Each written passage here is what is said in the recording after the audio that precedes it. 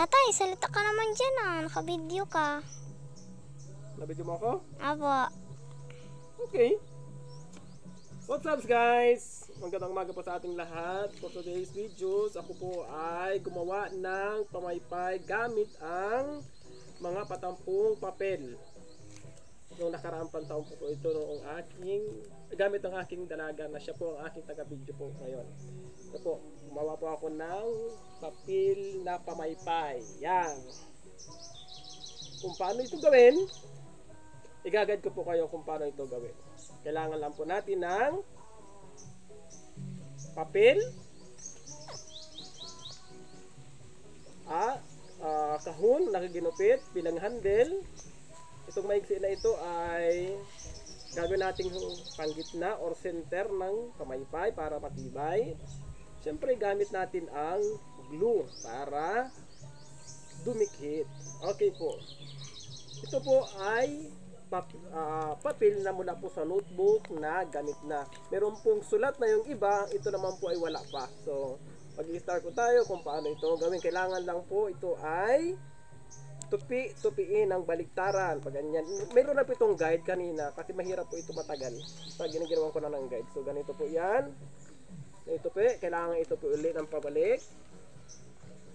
Yan. Balik uli. Kailangan po balibaligtad. Pag ganyan. Hindi man yun tupi ng paparin Dapat paganari. Yan. Dapat nakaganyan yan. Yan po ang proseso ng paggawa ng pamaypay na papel. Ito po ay pinagawa sa akin ng dalaga ko na anak ko ng grade 2. Siya po ang aking taga-video. Ngayon, dahil may pa-order na po siya sa Lunis ang dala. Ayan, 1, 2, 3, 4, 5, 6, 7, 8, 9, 10. Kasampo po ito. Ito, equal lang po yan. Example lang po yan. Ayan po. Ganyan. Ganyan. Ganyan. Ganito. At yan na po. Ganito lang po kadali, kasimple. Pero hindi pa po tapos yan. Kailangan po yan tupiin. Tutupiin sa gitna. Tutupiin po yan sa gitna na ito po yung yan ito. Kailangan Pero kailangan po yan lagyan ng glue. Para po dumikit. siya ay magkorteng ganito na matibay. Yan. Siyempre dapat maayos ang paggawa. Pantay. Kaya meron na po ako ditong knife. Yan. Yan. Ito po ilalagyan po dito ng glue. At lahat po ng part ng kanyang mga groove is siyempre lalagyan din po natin ng glue yung pinakang center. Pag nalagyan po natin yan, hindi po agad natin yan pwedeng gamitin. Kailangan po munang patuyuin sa araw. Anyway, so hindi ko na po ito lalagyan muna ng glue dahil ito po ay may gawa na po ako nito kahapon. Ito na po ang ating gagawin bilang magkaroon tayo ng panibagong gawa na pamaypay. Okay. Ito po, yan na po yan. At ito na po yung kung pag nilagyan po ito ng glue, ganito po ang magiging itsura nito. Yan. Kaya ito po, hindi ko po muna ito gagawin kasi meron na po akong preserve or nayari na kahapon. Kailangan po dalawa, partneran. Yan. So, ganito lang po ang proseso ng paggawa o kung paano ito gawin. Kailangan po hanapin po ninyo yung malapad. Kung tatakiran po natin ng dapat po pantay. Yan. Ganyan. So unang-una, maglalagay po muna tayo ng glue. Half lang po, half.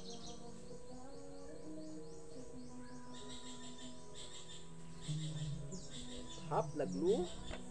Half lang siya. Dahil lalagyan po natin siya ng pampatibay. Ito po yung magiging center ng ating pamaypay. Dapat po medyo malapad siya dito sa kanyang ito sa groove na to, mga groove na to, dapat medyo malapad siya. Yan. Ilalag po natin yan. Dapat po pantay. Yan. Ngayon po, lalagyan din po natin yung pinakang magiging ka-compress nitong isang kapartner. Lagyan lang po natin dito ng glue. Hanggang doon lang po, isang way lang. Then dito naman, lalagyan natin ng glue sa gitna lang.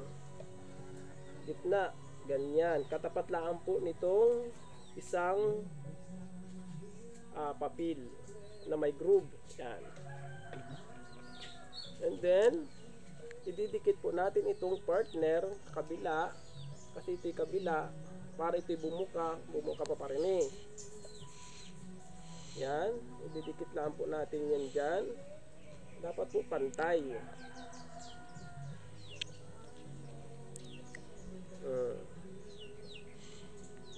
Yan. So, meron na po tayong pamaypay. Pag ito po yung natuyo na, ito po ay ganito na ang magiging hitsura.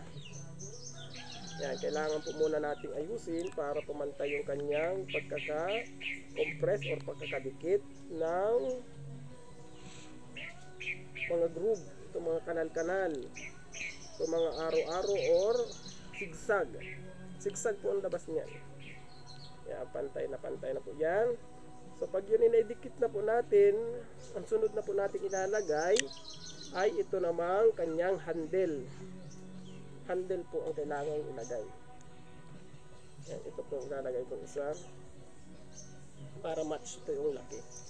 Dito lang po tayo maglalagay ulit ng glue. Kailangan po natin maglagay ng glue.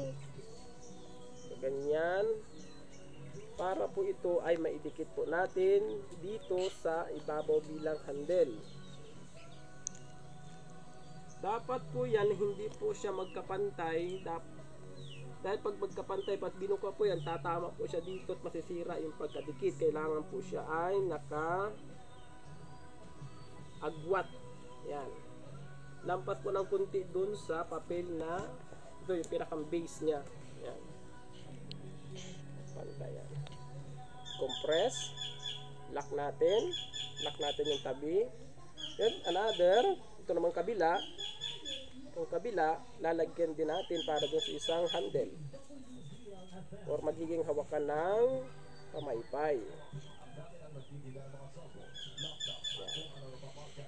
Ayan po.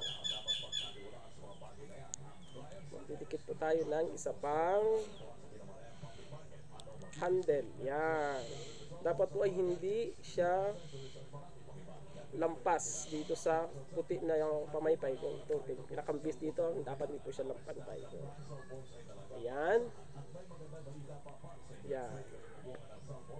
Pag naidikit po natin yan, siyempre kailangan po natin hawakan muna. I-press natin ng i-fresh para siya ay maglapat or magdikit. Dapat po pantay lagi. I-adjust mo lagi po yung kasi medyo basa pa naman po yan. Yan, para pantay po itong dalawa. Pantay dito, at ito po yung pinakang base or middle. Middle po sa pagka-compress o pagkakaroon ng kapartner. Sa gitna po yan, dapat nasa gitna. Yan. Pampatibay po yan para paghampas ng hangin, hindi po siya masira rin mga sigsag ng ating papel. Ayan. Meron na po tayong isang nagawa. May katagalan po yan, kaso nga lang po, hindi ko po ito tinapos. Pinakita ko lang po sa inyo kung paano po ito gawin. Ito po yan. Yan po yan. Yan. Matagal po yan kasi lalagyan pa po dito siya ng mga glue sa bawat base ng bawat sigsag ng papel. Pinakang base niya yun para matibay, matigas, ganyan. And now, hindi ko pa po ito pwedeng buksan dahil basa pa po yung glue, hindi pa po matuyo agad ito. Kailangan matuyo muna ng araw. Ibibilad ko pa ito sa araw para ito ay mabuksan. Ngayon, ito na po yung kung ito po ay natuyo na, ganito na po yan. Ito, At bubuksan na po natin kung sakaling ito'y tuyo na. Ito na po yun. Yan. Bubuksan na po natin ang ating nagawang bagong pamaypay. Hindi po yan kasi basa po yan. Ito po tuyo na. Kaya pwede na po nating buksan. Okay. Ayan. Meron na po tayong pamaypay. Kahit pag brown out, pwede po tayong gamitin. Okay.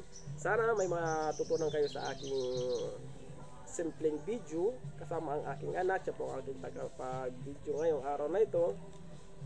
Like and share doon po sa hindi pa alam kung paano maggawa ng papel na pamaypay na matibay guys yan kasi may center siya dyan, center.